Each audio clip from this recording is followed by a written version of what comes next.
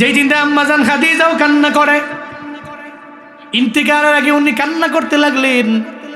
নবীজি বললেন, ও খাদিজা, তোমার চোখের পানি আমি জীবনেও কোনোদিন আমি সহ্য করতে পারি না। খাদিজা রে, তুমি চোখ দিয়া গড়ে গড়ে পানি পড়বে, তোমার আমি মানতে পারি না। ইন্তেকালের আগে আম্মা জান খাদিজা বলতে লাগলেন, ও আমার পয়গম্বর, আমি তো জমিন থেকে বিদায় নিয়ে চলে যাব। জমিন থেকে বিদায় নিয়ে যাওয়ার পরে আমার 3টা শর্ত আপনি মানতে পারবেন কিনা? চিল্লা বলেন, কয়টা শর্ত? 3টা শর্ত মানতে পারবেন কিনা? আল্লাহ নবীজি বললেন, খাদিজা, তুমি আমার দুঃখের দিনের বিবি, যেই সময়ে আমার কোনো পৃথিবীর মধ্যে আমার সাপোর্ট দেওয়ার মধ্যে কেউ ছিল না, তুমি আমার পাশে এসে দাঁড়াইলা। ধর্মের কাজের জন্য কাজ করতে যাইয়া তুমি তো আমার ব্যাকগ্রাউন্ডে দাঁড়ায় গেলা, বিভিন্ন মাধ্যমে তুমি আমার জন্য অনেক কিছুই করলা। ও খাদিজা, তুমি আমার তিনটা শর্ত দিছো, আমি মানতে পারবো, তুমি বলো না।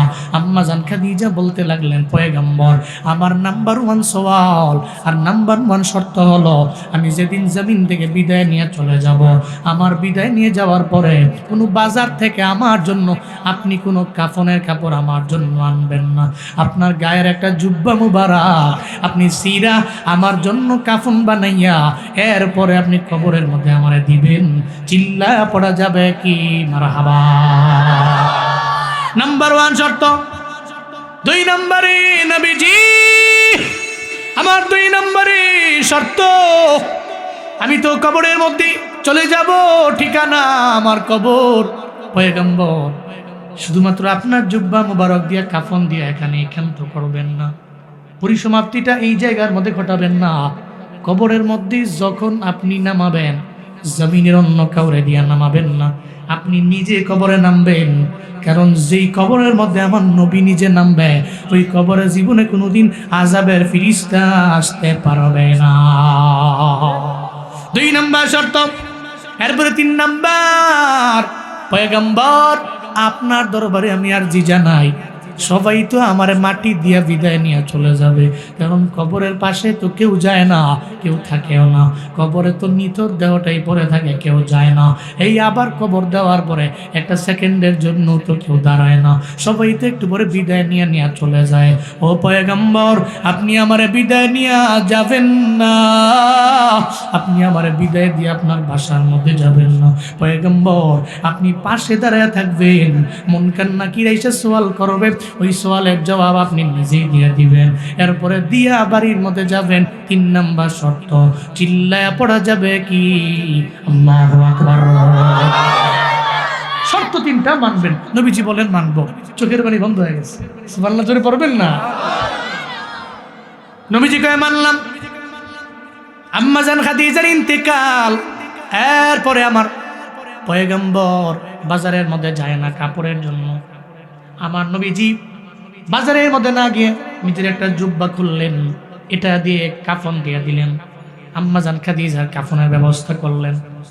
2 নম্বর শর্ত, কবরের মধ্যে নামা লাগবে।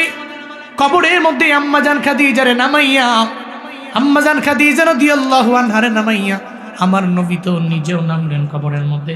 শর্ত নাম্বার 2, এটাও তো মানা লাগবে। নবীজি নিজে নামলেন, আসার পথে আমার মায়ার নবীজি আম্মা জান খাদিজার চেহারাটা খালি বাইতুল্লাহর দিকে ফিরে দেয়।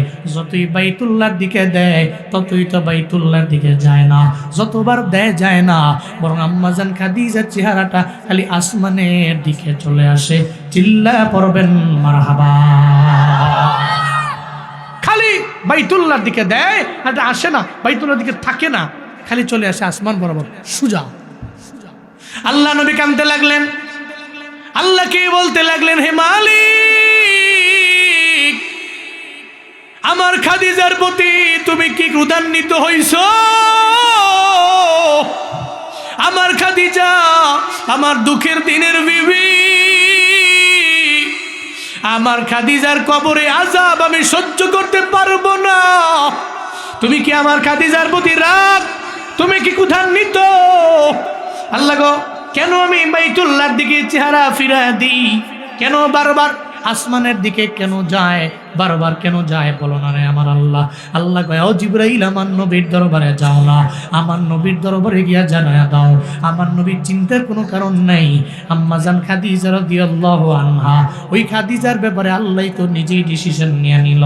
জিবরাইল আল্লাহ নবীজির দরবারে আসলো, আইসা কয়, পয়গম্বর, আম্মাজান খাদিজা তো এই জায়গার মধ্যে আপনি শুয়ে রাখলেন, আম্মাজান খাদিজারে বারবার চেহারাটা বাইতুল্লাহর দিকে ফিরাইয়া দেন, বাইতুল্লাহর দিকে তো থাকবে না।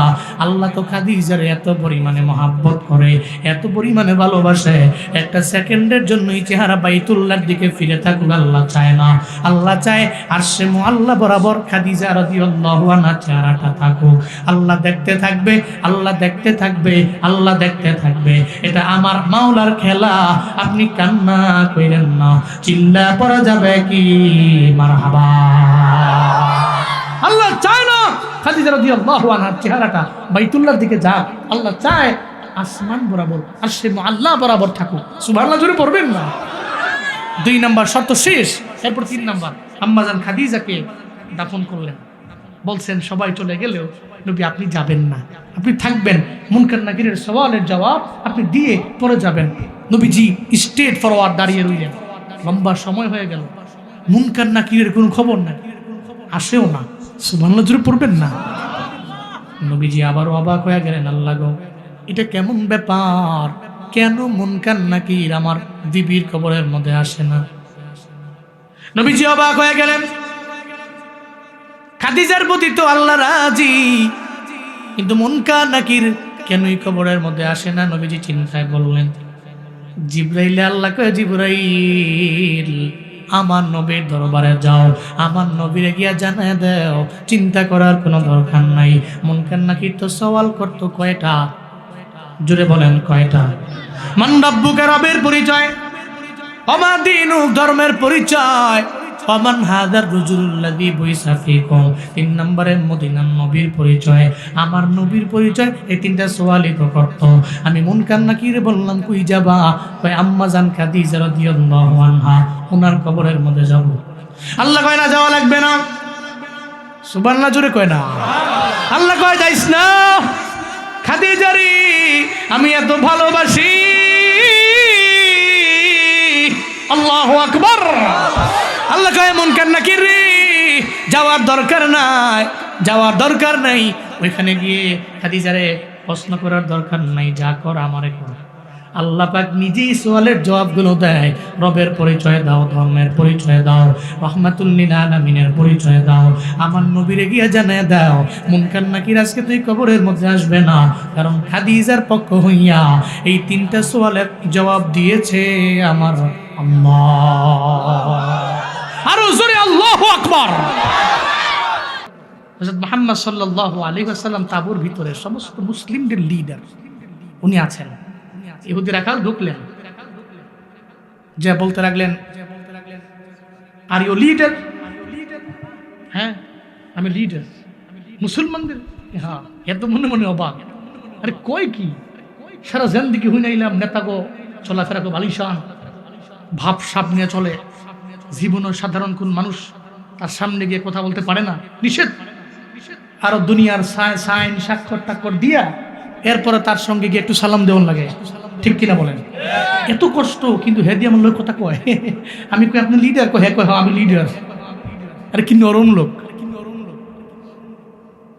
হযরত মুহাম্মদ পয়গম্বরের সামনে গিয়া বলে, আই মুহাম্মদ, আপনি বলুন, একটা কি এর জানি আপনি দাওয়াত দেন, এই দাওয়াতের ব্যাপারে আমার জানায় দেন, কি বিষয়ে আপনি দাওয়াত দেন? নবীজি বলতে লাগলেন, জমিনের কোন ব্যক্তির বিরুদ্ধে আমি বলি না, আমি একজনের পক্ষে বলি, তার নাম কি? আরো জোরে বলেন, কুলু লা ইলাহা ইল্লাল্লাহ। এটাই হলো আমার দাওয়াত। আদম নবী থেকে নিয়ে পর্যন্ত আমার দাওয়াত, সব নবীদের দাওয়াত। তোমরা সবাই বলো, আল্লাহ ছাড়া কোনো ইলা নাই, আল্লাহ ছাড়া কোনো মাহবুদ নাই, আল্লাহ ছাড়া ইবাদত পাওয়ার যোগ্য কেউ নাই। এটাই হলো আমার দাওয়াত। যদি বলতে পারো তাহলে তোমরা সফল কাম হয়ে যাবা, কারণ ইমানের বিনিময়ে মাওলার জান্নাত। কথা বলেন ঠিক কিনা? এটাই তো আমার বিশান। ইহুদি কয়, যদি তোমার কালিমা যদি আমি পড়ি আর ইমানদার হয়ে যাই তাহলে আমার ফায়দা কি? যদি তুমি ইমানদার হয়ে যাও তাহলে ইমান আইনা তুমি সিরাতুল মুস্তাকিমের পথে আগাইবা, আর এর ডেস্টিনেশন হলো মাওলার জান্নাত। আতিনা ফি দারে দুনিয়া না হাসান, আতিনা ফি দারে উকবানা হাসান, ইয়া গিয়াসাল মুস্তাগীসি নাহদিনা লফদিকা বিল উলুমে ওয়াল গিনা। হর গরি দেনে को तू तैयार है, जो ना मंगे उसको तू बेजार है। ইহুদি কয় ইমানের বিনিময়ে জান্নাত। হ্যাঁ, এরপরে আমায় বলেন ইমান আমি আনলাম, ইমানের বিনিময়ে আমি জান্নাত পেয়ে যাব। এই জান্নাতের মধ্যে আমি কয়দিন থাকব? তাই না? আমি একটা আমার জন্য হোটেল বুক করা হলো, কয়েকদিনের জন্য, 5 দিনের জন্য। আমি যত বড় দামি লোক হই না কেন, 5 দিন পরে বলবে 12টার সময় আপনার চেক আউট, ঘাট দুটা ধাক্কা দিয়ে বের করে দিবে। বলা হবে এতটুকু করা যায়, আপনার মালগুলোকে লবির মধ্যে রাখা যায়, রিসিপশনের মধ্যে রাখা যায়, আপনার কোনো দামি হোটেলের মধ্যে নেই, কারণ 5 দিন পরে বুকও নাই, আপনারা বের করে দেওয়া হবে। কি হবে না? বলতে লাগলো ইহুদি, আমি যদি কালেমার বিনিময়ে জান্নাতে যাই, বলো মুহাম্মদ ওই জান্নাতে কয়দিন থাকবো? কয়দিন থাকবো জান্নাতের মধ্যে? এটা বলার পরে আমার মায়ার নবী জানা দেয়, চিন্তা নাই, শুনে নাও ইহুদিরে, তুমি যদি জান্নাতের মধ্যে যাও, ওই জান্নাতের মধ্যে নির্দিষ্ট কোনো সময় না, খালিদিনা ফিহা, এই জান্নাতে যে একবার ঢুকে বের হইবারও মন চায় না, আল্লাহ পাক তারে বের কইরা অন্য কোনো জায়গায় নিবে না। চিল্লা পড়া যাবে কি সুবহানাল্লাহ? এবার ইহুদি কয় তাহলে তো ভালো, জান্নাত পামু, আবার অন্য গেলে লম্বা সময় থাকতে পারবো না, নির্দিষ্ট কোনো সময় সীমা নাই, ভালোই তো। তাহলে আমারে পড়ায়া দাও, আশহাদু আল্লা ইলাহা ইল্লাল্লাহ ওয়া আশহাদু আন্না মুহাম্মাদান আবদুহু ওয়া রাসূলুহু। চিল্লা পড়েন আল্লাহু আকবার।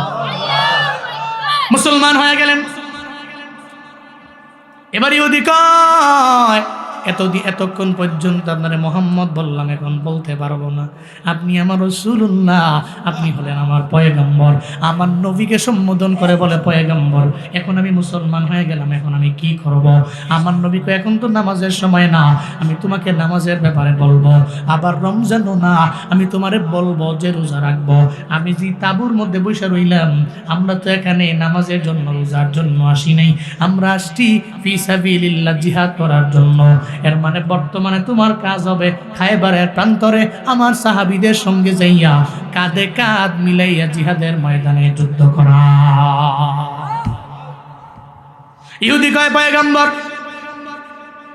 আমার তো জানা নাই, জিহাদের ময়দানে যদি আমি যাই, ওখানে গিয়ে যদি আমি যুদ্ধ করে করে মারা যাই, তাহলে আমার কি ফায়দা? ফায়দা হইল তুমি যদি যুদ্ধের ময়দানে গিয়া মারা যাও, তোমারে মৃত বলা হবে না, তোমারে বলা হবে শহীদ। আর শহীদেরা জীবনও কোনোদিন মরে না, এরা জীবিত। চিল্লা বলেন ঘোষণা কার? ওয়ালা তাকুলু লিমান ইউকতালু ফি সাবিলিল্লাহি আমওয়াত বাল আহইয়া ওয়ালাকিন লা তাশউরুন। চিল্লা পড়েন আল্লাহু আকবার। আল্লাহ পাকের ঘোষণা, আমি আল্লাহর রাস্তায় গিয়ে যারা শহীদ হইল এদের মৃত বলো না, এরা জীবিত। কার ঘোষণা? বাল হুম ইউরজাকুন। আল্লাহ পাক বলেন কবরের মধ্যে যাওয়ার পর আল্লাহর পক্ষ থেকে জান্নাত থেকে আমার আল্লাহ যারা রিজিক পাঠায়। সুবহানাল্লাহ, জোরে কয় না? এদের জান্নাত থেকে রিজিক দেওয়া হয়, এরা রিজিক প্রাপ্ত হয়ে যায়। এই শহীদ যদি তুমি হও তাহলে তুমি জান্নাতেও যাবা, আবার তোমার এমনিতেও বলা হবে না, জীবিতই বলা হবে। আসরের ময়দানে তোমার কত দাম তোমার তো জানাও নাই। কারণ যারা সুহাদা আসরের ময়দানে আল্লাহর দরবারে যাবে, কারো হাত নাই, কারো পা নাই, কারো মাথার একটা অংশ নাই, কারো চোখ নাই, কারো কান নাই। আসরের ময়দানে আল্লাহর দরবারে এভাবেই এরা উঠবে। কারণ সুহাদাদের গোসল দেওয়া হয় না, এমন অবস্থায় তো এদেরকে দাফন করে দেওয়া হয়। আল্লাহর দরবারে এলা যাবে, আল্লাহ বলবে তোমরা কারা?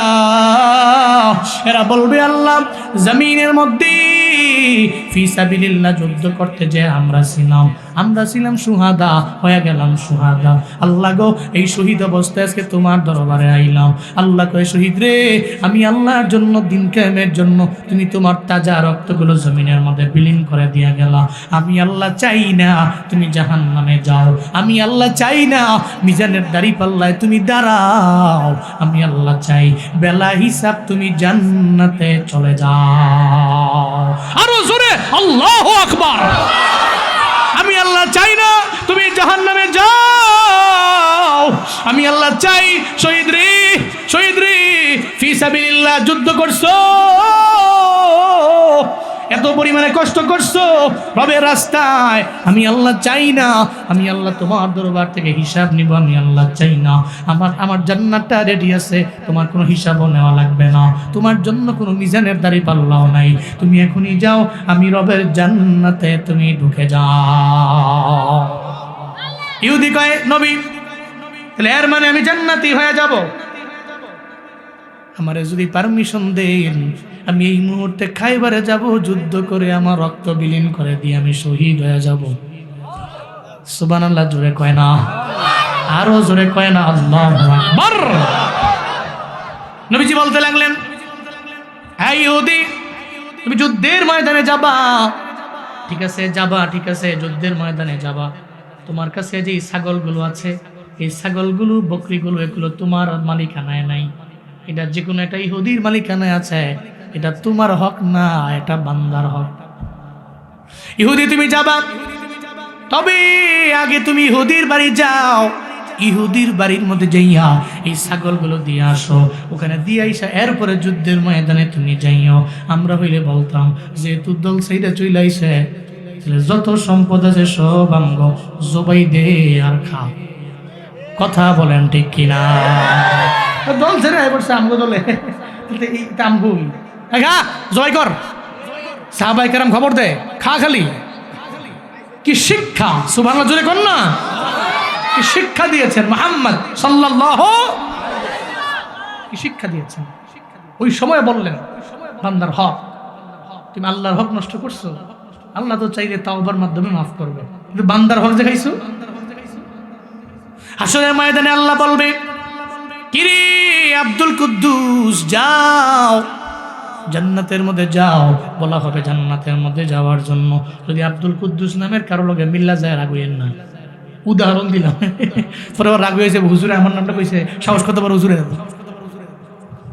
আল্লাহ হাসরের ময়দানে বলবে, যাও তোমার নেক আমলের বিনিময়ে জান্নাত। উনি যাবেন, যাওয়ার পথে একজনে দাঁড়ায় যাবে, কই যাও?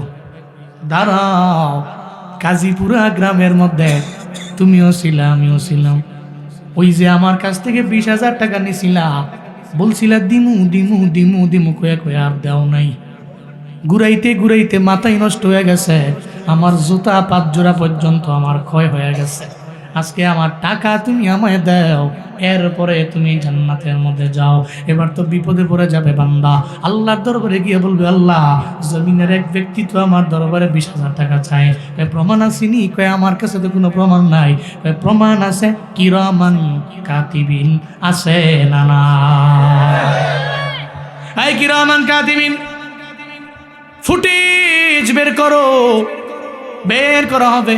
ওই যে গইনা গইনা গইনা গইনা টাকা দিয়েছিল 20,000 টাকা, তুমি বলছিলা দিয়া দিমু 1 মাস পরে, 1 মাসের কথা বলে সারা জীবন লাগাইয়া দাও নাই। ওই ব্যক্তিও তো পাগলের মতো হয়ে গেছে, 3 বছর ঘুরা কয় আর ঘুরাও লাভ নাই। আবার এমন এমন খাসলতে লোক জমিনের মধ্যে আছে, বহুত লোক আছে দোকান থেকে বাকি খায়। কি খায়? দোকান থেকে বাকি খেয়ে কয় নিয়ম, যাওয়ার সময় কি কয়? নিয়ম। তো এবারটা কই এখনই দেন কেন নিও এরকম করতে করতে বাই খাইছে মোটামুটি ধরেন একটা দোকানের মধ্যে বাই খাইছে 1,500-2,000-5,000 টাকা বাকি খাইছে তো খাইয়া এর দোকানে আর যায় না ঠিক কিনা হ্যাঁ এর দোকানে আশেপাশেও নাই ওই অন্য অন্য দোকানে যায় ওই দোকান থেকে মালটাল খায় ওখান থেকে মাল কিনে নিয়ে যায় তো 5 মাস চলে গেছে 6 মাস চলে গেছে তো বছর চলে গেছে ওই লোক তো কই কি এই লোকের কোনো দেহা টেহা মিলে না তো হ্যাঁ চিন্তা করে যে এই লোকের সামনে তো ভুলেও পড়া যাবে না তো হঠাৎ করে একদিন মসজিদের মধ্যে পড়ে গেছে কই পড়ছে মসজিদের ভিতরে এখন তোর যাওয়ার কায়দা নাই কারণ মসজিদের মেন দরজা ছাড়া বেরোবো কোন দিক দিয়া জানলা না আছে কঠিন এদিকে জানলায় গিরিল আবার ঠাই যাইব কোন দিকে দৌড় দিয়া ধরে লেগেছে কই যাও তুমি যে বাড়িতে খাইয়া তুমি যে আমার টাকা টুকা দেও না কাহিনী কি এটা বলার পরে তো হ্যাঁ কয়ে যায় তোর কি লজ্জা শরম নাই তোর কারে কয় যে ব্যক্তি ফা না হেরে কয় তোর কি লজ্জা শরম নাই এই কয়টা টিহা কি এতদিন খাওয়া লাগে হের বলে লজ্জা নাই হের লজ্জা আছে নাউজুবিল্লাহ জোরে কয় না শরম একটু শরম তার নাই তোর এরম ফেরতি আমি দেখছি না 5,000 টিয়ার লেগে তুই আমার মসজিদে ধর লাগে মানে হের বলে লজ্জা নাই আর হের বলে আস কি কইবেন আপনি কিন্তু হাসরের মধ্যে ধরা করা ধরা দাঁড়িয়ে যাবে হাই কই যাও কই জান না থাকে দাঁড়া স্টপ টেহা দাও হাসরের ময়দানে কি টাকা টুকা আছে নাকি না কিছু নাই তেমন ডলার আছে কি আছে নাকি না অনেকে চিন্তা করতে আছে মনে হয় না কিছু নাই ডলারও নাই রিয়ালও নাই কিছুই নাই কোনো টাকাই নাই ওখানে শুধু খেলা হবে নেকের আল্লাহু আকবার নেকের খেলা টাকার খেলা নয় নেকের খেলা আল্লাহর দরবারে বলবে আল্লাহ গো এখন আমি কি করব কেমনি আমি জান্নাতের মধ্যে যাব আমার গ্রামের একটা লোক তো সামনে দাঁড়ায় গেছে আমি দাঁড়ায় কি বলবো এটা বলার পরে আল্লাহ বলবে এখন টাকা আসেনি কয় নাই আসেনি ডলার কয় নাই কি আছে কয় আছে তো আমার নেক আমল কয় তারে টাকা অনুযায়ী নেক আমল দাও নেক আমল টাকা অনুযায়ী দিতে যাইয়া দেখা যাবে ওই লোকটা কনফার্ম জাহান্নামী হয়ে গেছিল ওই লোকটা জাহান্নাম থেকে ফিরে জান্নাতে যাবে টাকার বিনিময়ে নেক আমল দিতে দিতে একটা পর্যায়ে বান্দার নেক আমলের পাল্লাটা হালকা হয়ে যাবে ওরে জান্নাত থেকে ফিরাইয়া জাহান্নামে নিক্ষেপ করা হবে চিল্লায় পড়া যাবে কি নাউজুবিল্লাহ এই জন্য বান্দার হক বড় মারাত্মক ব্যাপার মদিনার নবী কয় ইহুদি রে তোমার সঙ্গে যেই ছাগলগুলো আছে তুমি এগুলা নিয়ে যাও ইহুদির বাড়ির মধ্যে নিয়ে তার দরবারে দিয়ে আসো কারণ আমরা তো সবাই মিলে জান্নাতে যাইবার চাই কেউ আটকাবার চাই না রে ইহুদি এবার চলে গেলেন ছাগলগুলো দিয়ে আইসা যুদ্ধের ময়দানে উনি ঝাঁপিয়ে পড়লেন যুদ্ধের ময়দানে গিয়া জোশ নিয়ে যুদ্ধ করে একটা পর্যায়ে উনি শহীদ হয়ে গেছে সুবহানাল্লাহ জোরে কয় না শহীদ হয়ে গেল খায়বারের যুদ্ধ যখন শেষ হয়ে গেছি ওই মুহূর্তে আল্লাহর নবীজি বললেন আয়েশা ভাই কেরামেরা যারা খায়বারের যুদ্ধের জমিন থেকে বিদায় নিয়ে চলে গেল হয়ে গেল সুহাদা এই সব সুহাদাদের আমার সাথে আনো আমার কাছে আনো এদের একসাথে করে দাও এদের যখন একসাথে করা হলো একটা পর্যায়ে সবাইরে চিনি কিন্তু একটা লোকেরা চিনে না সাহাবায়ে কেরাম যায় বলে নবী একটা লোক এখানে আসি চিনি নাই উনি কে জীবনে কোনোদিন দেখিও নাই আমগো সঙ্গে চলেও নাই আমার মায়ার নবী কয় ও সাহাবায়ে কেরামেরা তার দিকে তাকাইয়া নবীর চোখ দিয়ে গড়ায় গড়ায় পানি পড়ে একটু তাকাইয়া দেখ না এমন একটা ব্যক্তি তার কপালে তো ভালো ঈমান আনার পরে নামাজও পড়ে নাই রোজাও রাখে নাই কোনো আমল করে নাই যুদ্ধের ময়দানে গেছে জিহাদ করছে শহীদ হয়ে গেছে তার কপালে আছে মাওলার জান্নাত তার কপালে মাওলার জান্নাত নামাজ পড়ে নাই রোজা রাখে নাই আমল করে নাই কোনো কিছুই করে নাই ঈমান নাই না যুদ্ধের ময়দানে চলে গেছে তো ওখান থেকে শহীদ হয়ে গেছে দেখো তার দিকে তার নসিব কত ভালো সে জান্নাতি মানুষ তো ঈমান নাই না আপনার ঈমান নাই না আপনি নামাজ কইরা আমল কইরা মইরা গেছেন তো জান্নাতি আপনি অথবা আপনি ঈমান আনছেন, আবার ঈমান অবস্থায় আপনার মরণ হয়ে গেছে, আপনি জান্নাতি মানুষ। সুবহানাল্লাহ জোরে পড়বেন না? আল্লাহ আমাদের প্রত্যেককে তুমি ঈমানি মরণ নসিব করো। আরো জোরে পড়ে না আমিন। ঈমানি মরণ বড় দামি মরণ। রাবিয়া বসরি বললেন, হাসান বসরি আপনি আগে নাম্বার 1 টেনশনটা দূর করেন, আমার ঈমানের সাথে মরণ হবে কি হবে না। উনি বলল, ঈমানের সাথে মরণ তো আমারই খবর নাই, আমি তোমারটা বলবো কেন? তো ঠিক আছে, তাহলে 1 নাম্বার টেনশনটা দূর করতে পারলেন না, সত্য মানতে পারলেন না। 2 নাম্বার টেনশন কয়টা? যে 3টা কইছে হে মনে হয় ঘুমাইছে। সবাই কোন কয়টা টেনশন? কয়টা? 4টা। নাম্বার 1 টেনশন, ঈমানের সাথে আমার মরণ হবে কি হবে না। নাম্বার 2 আমার টেনশন, আমার চিন্তা হইলো কবরের মধ্যে যাওয়ার পরে পৃথিবীর সমস্ত ব্যক্তিকে 3টা সওয়াল করা হবে। হবে কি হবে না? 3টা সওয়াল করা হবে। নাকি এখানে এমন কেউ আছেন আপনি বড় ওলিয়ে কামেল, আপনার কবরে মুনকার নাকির আসবে না? আছেন নাকি কেউ? মুনকার নাকির আসবে। মুনকার নাকির আইসা কবরের মধ্যে সওয়াল করবে, মান রব্বুক, রবের পরিচয় দাও। ওমা দীনুক, তুমি ধর্মের পরিচয় দাও। ওমান হাদার রাজুলুল্লাযী বুইসা ফীকুম, মদিনা নবীর পরিচয় তুমি দাও না। কয়টা সওয়াল? 3টা সওয়াল করা হবে। কে ধনী, কে গরিব, কে উচ্চ শিক্ষিত, কে নিম্ন শিক্ষিত দেখবে না, সব মানুষের বেলায় সমান। 3টা সওয়াল করা হবে। নাম্বার 1 রবের পরিচয় দাও, 2 নম্বরে ধর্মের পরিচয় দাও, 3 নম্বরে রাহমাতুল লিল আলামিনের পরিচয় দাও। এই 3টে সওয়াল করা হবে। রাবিয়া বসরি কয়, ও হাসান বসরি আপনি বলেন না এই 3টে সওয়ালের জবাব কি আমি দিতে পারবো কি পারবো না? আমার তো জানা নাই। যদি কনফার্ম করতে পারেন দিতে পারবো, তাহলে আমি আপনার সঙ্গে বিবাহ বন্ধনে আবদ্ধ হয়ে যাব। হাসান বসরি কয়, রাবিয়া রে শুনো, কবরের মধ্যে যাওয়ার পরে আমি একা, ওখানে গিয়ে আমি রবের পরিচয় আমি নিজে দিতে পারবো কি পারবো না গ্যারান্টি নাই।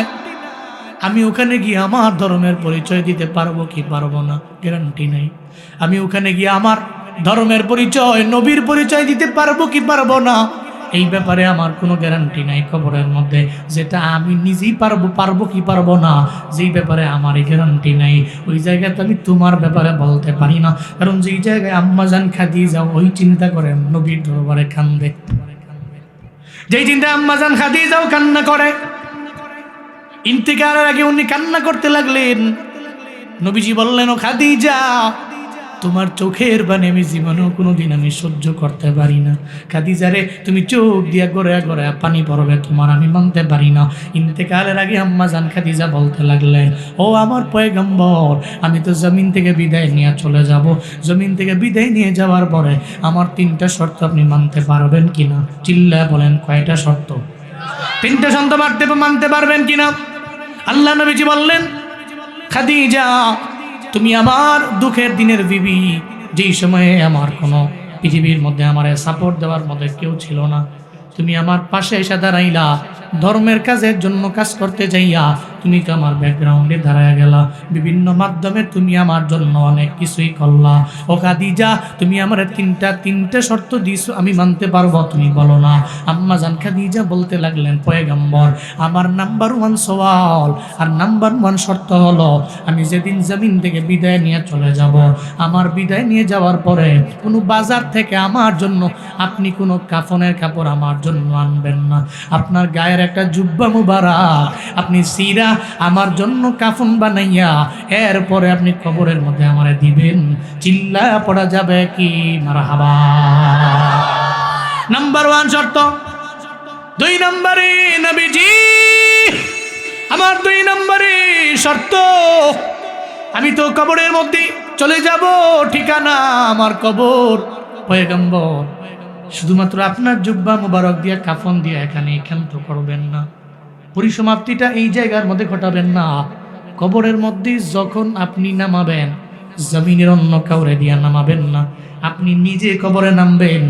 কারণ যেই কবরের মধ্যে আমার নবী নিজে নামবে, ওই কবরে জীবনে কোনোদিন আযাবের ফিরিস্তা আসতে পারবে না।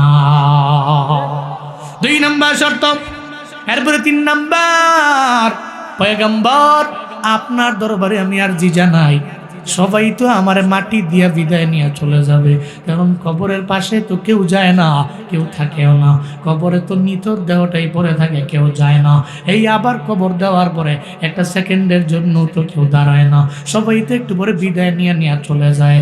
ও পয়গম্বর, আপনি আমারে বিদায় নিয়ে যাবেন না, আপনি আমারে বিদায় দিয়ে আপনার বাসার মধ্যে যাবেন না।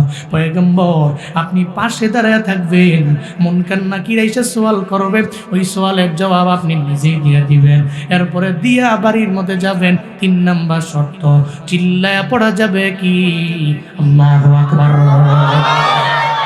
শর্ত 3টা মানবেন। নবীজি বলেন মানবো, চোখের পানি বন্ধ হয়ে গেছে। সুবহানাল্লাহ জোরে পড়বেন না। নবীজি কয় মানলাম। আম্মা জান খাদিজার ইন্তেকাল, এরপরে আমার পয়গম্বর বাজারের মধ্যে যায় না কাপড়ের জন্য। আমার নবীজি বাজারের মধ্যে না গিয়ে নিজের একটা জুব্বা খুললেন, এটা দিয়ে কাফন দিয়ে দিলেন, আম্মা জান খাদিজার কাফনের ব্যবস্থা করলেন। 2 নাম্বার শর্ত, কবরের মধ্যে নামা লাগবে। কবরের মধ্যে আম্মা জান খাদিজারে নামাইয়া, আম্মা জান খাদিজা রাদিয়াল্লাহু আনহারে নামাইয়া আমার নবী তো নিজেও নামলেন কবরের মধ্যে। শর্ত নাম্বার 2, এটাও তো মানা লাগবে। নবীজি নিজে নামলেন, আসার পথে আমার মায়ার নবীজি আম্মা জান খাদিজার চেহারাটা খালি বাইতুল্লাহর দিকে ফিরে দেয়। যতই বাইতুল্লাহর দিকে দেয় ততই তো বাইতুল্লাহর দিকে যায় না, যতবার দেয় যায় না, বরং আম্মা জান খাদিজার চেহারাটা খালি আসমানের দিকে চলে আসে। চিল্লায়া পড়বেন মারহাবা। খালি বাইতুল্লাহর দিকে দেয়, এটা আসে না, বাইতুল্লাহর দিকে থাকে না, খালি চলে আসে আসমান বরাবর সুজা। আল্লাহ নবী কাঁদতে লাগলেন, আল্লাহকে বলতে লাগলেন, হে মালিক, আমার খাদিজার প্রতি তুমি কি ক্রোধান্বিত হইছো? আমার খাদিজা আমার দুঃখের দিনের বিবি, আমার খাদিজার কবরে আযাব আমি সহ্য করতে পারবো না। তুমি কি আমার খাদিজার প্রতি রাগ? তুমি কি ক্রোধান্বিত? আল্লাহ গো, কেন আমি বাইতুল্লাহর দিকে চেহারা ফিরায় দিই? কেন বারবার আসমানের দিকে কেন যায়? বারবার কেন যায় বলো না রে আমার আল্লাহ। আল্লাহ কয়, ও জিবরাইল, আমার নবীর দরবারে যাও না, আমার নবীর দরবারে গিয়া জানায়া দাও, আমার নবীর চিন্তার কোনো কারণ নেই। আম্মা জান খাদিজা রাদিয়াল্লাহু আনহা, ওই খাদিজার ব্যাপারে আল্লাহ তো নিজেই ডিসিশন নিয়ে নিল। জিবরাইল আল্লাহ নবীজির দরবারে আসলো, আইসা কয়, পয়গম্বর আম্মা জান খাদিজার তো এই জায়গার মধ্যে আপনি শুয়ে রাখলেন, আম্মা জান খাদিজারে বারবার চেহারাটা বাইতুল্লাহর দিকে ফিরাইয়া দেন, বাইতুল্লাহর দিকে তো থাকবে না। আল্লাহ তো খাদিজারে এত পরিমাণে মহাব্বত করে, এত পরিমাণে ভালোবাসে, একটা সেকেন্ডের জন্য এই চেহারা বাইতুল্লাহর দিকে ফিরে থাকুক আল্লাহ চায় না। আল্লাহ চায় আরশে মুআল্লা বরাবর খাদিজা রাদিয়াল্লাহু আনহা চেহারাটা থাকুক। আল্লাহ দেখতে থাকবে, আল্লাহ দেখতে থাকবে, আল্লাহ দেখতে থাকবে। এটা আমার মাওলার খেলা, আপনি কান্না কইরেন না। চিল্লা পড়া যাবে কি মারহাবা। আল্লাহ চায় না খাদিজা রাদিয়াল্লাহু আনহার চেহারাটা বাইতুল্লাহর দিকে যাক, আল্লাহ চায় আসমান বরাবর আরশে মুআল্লা বরাবর থাকুক। সুবহানাল্লাহ জোরে পড়বেন না। 2 নাম্বার শর্ত শেষ। এরপর 3 নাম্বার, আম্মা জান খাদিজাকে দাফন করলেন। বলছেন সবাই চলে গেলেও নবী আপনি যাবেন না, আপনি থাকবেন, মুনকার নাকিরের সওয়ালের জবাব আপনি দিয়ে পরে যাবেন। নবীজি স্ট্রেট ফরওয়ার্ড দাঁড়িয়ে রইলেন। লম্বা সময় হয়ে গেল, মুনকার নাকিরের কোনো খবর নাই, আসেও না। সুবহানাল্লাহ জোরে পড়বেন না। নবীজি আবারও অবাক হয়ে গেলেন, আল্লাহ গো, এটা কেমন ব্যাপার? কেন মুনকার নাকির আমার বিবির কবরের মধ্যে আসে না? নবীজি অবাক হয়ে গেলেন। খাদিজার প্রতি তো আল্লাহ রাজি, কিন্তু মুনকার নাকির কেনই কবরের মধ্যে আসে না? নবীজি চিন্তায় বললেন, জিবরাইল, আল্লাহ কয়, জিবরাইল আমার নবীর দরবারে যাও, আমার নবীরে গিয়া জানায় দাও, চিন্তা করার কোনো দরকার নাই। মুনকার নাকির তো সওয়াল করতো কয়টা? জোরে বলেন কয়টা? মান রাব্বুকা, রবের পরিচয়, ওমা দীনুক, ধর্মের পরিচয়, ওমান হাদার রাজুলুল্লাযী বুইসা ফীকুম। 3 নম্বরে মদিনার নবীর পরিচয়, আমার নবীর পরিচয়। এই 3টা সওয়ালই তো করতো। আমি মুনকার নাকিরে বললাম কই যাবা? কয় আম্মা জান খাদিজা রাদিয়াল্লাহু আনহা, ওনার কবরের মধ্যে যাব। আল্লাহ কয় না যাওয়া লাগবে না। সুবহানাল্লাহ জোরে কয় না। আল্লাহ কয় যাইস না, খাদিজারি আমি এত ভালোবাসি। আল্লাহু আকবার। আল্লাহ কয় মুনকার নাকির রে যাওয়ার দরকার নাই, যাওয়ার দরকার নাই। ওইখানে গিয়ে খাদিজারে প্রশ্ন করার দরকার নাই, যা কর আমারে কর। আল্লাহ পাক নিজেই সওয়ালের জবাবগুলো দেয়। রবের পরিচয় দাও, ধর্মের পরিচয় দাও, রহমাতুল লিল আলামিনের পরিচয় দাও, আমার নবীরে গিয়ে জানায় দাও মুনকার নাকির আজকে তুই কবরের মধ্যে আসবে না, কারণ খাদিজার পক্ষ হইয়া এই 3টা সওয়ালের জবাব দিয়েছে আমার আল্লাহ। আরো জোরে আল্লাহু আকবার। কবরের মধ্যে সওয়াল কয়টা? জোরে বলেন কয়টা? 3টা সওয়ালের জবাব। রাবেয়া বসরি বলে আমি দিতে পারবো কি পারবো না এই ব্যাপারে কোনো গ্যারান্টি আছে নি? কয় নাই, আমি তো বলতে পারবো না, আমার নিজেরই খবর নাই, তোমার ব্যাপারে আমি কি বলবো। 2 নম্বর প্রশ্ন, 2 নম্বর শর্ত চলে গেল। তাহলে শর্তের ওই টেনশনটা মুক্ত করতে পারলেন না, বিবাহ বন্ধনে আবদ্ধ হবো কেমনে? বাকি আছে কয়টা? জোরে বলেন কয়টা? রাবেয়া বসরি বলতে লাগলেন, আমার উস্তাদ হাসান বসরি 3 নাম্বার প্রশ্ন হলো, আর আমার মনের মধ্যে টেনশন হলো। আসরের ময়দানে দল হবে 2টা, একটা দল হবে আবরার আর একটা দল হবে ফুজ্জার। এক দল হবে নেক আমল করনেওয়ালা আর এক দল গুনাহ করনেওয়ালা।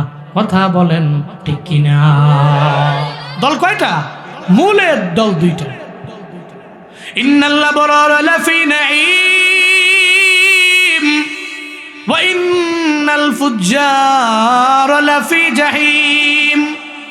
দল হবে 2টা, আবরারদের জন্য জান্নাত, ফুজ্জারদের জন্য জাহান্নাম। এই 2টা দল হয়ে যাবে। এবার কয় আপনি বলেন না আমি নেক আমল করনেওয়ালাদের দলে হব না গুনাহ করনেওয়ালাদের দলে হব? ওই বিষয়ে তো আমি নিজেই জানি না। আল্লাহ কি আমার আবরারদের দলভুক্ত বানাবে নাকি ফুজ্জারদের দলভুক্ত আল্লাহ বানায় দিবে? এই ব্যাপারে আমারই তো জানা নাই। আমি তোমারে কি ব্যাপারে আমি জবাব দিব? আমারই জানা নাই, খবর নাই, তোমারে কি বলবো? সুবহানাল্লাহ জোরে পড়বেন না। 3টা টেনশনের কথা বললাম, আপনি খালি আপনারটা চিন্তা করলেন, আমারটা কই দিয়ে বললাম। 4 নাম্বার টেনশন, নাম্বার 4 আমার লাস্ট টেনশন, আমার চিন্তা কাজ করছে আমার ভিতরে। হাসরের ময়দানে জান্নাতে যাওয়ার জন্য একটা ব্রিজ পার হওয়া লাগবে। ব্রিজের নাম কি? সবাই বলেন ব্রিজের নাম কি? যমুনা নাকি? না মনে করি না যমুনায় জামুকা 550টা টুল দিয়া প্রাইভেট কেউ জামুকা ধরিয়া হুন্ডে টুলে জামুকা। এটা তো যমুনা ব্রিজ না, এটা পদ্মা না, এটা ফুলছিরা, ঠিক কিনা? ওটা পার হওয়ার জন্য আমল লাগবে, সিরাতুল মুস্তাকিমের পথে মথে চলা লাগবে। এটা সেই ব্রিজ, সেই পুলসিরাত। আমি পুলসিরাত পার হইয়া জাহান্নামকে অতিক্রম করে জান্নাতে যাওয়া সম্ভব কিনা? কে বললেন? রাবেয়া বসরি বললেন। হাসান বসরি এই বিষয়ে আমারই খবর নাই।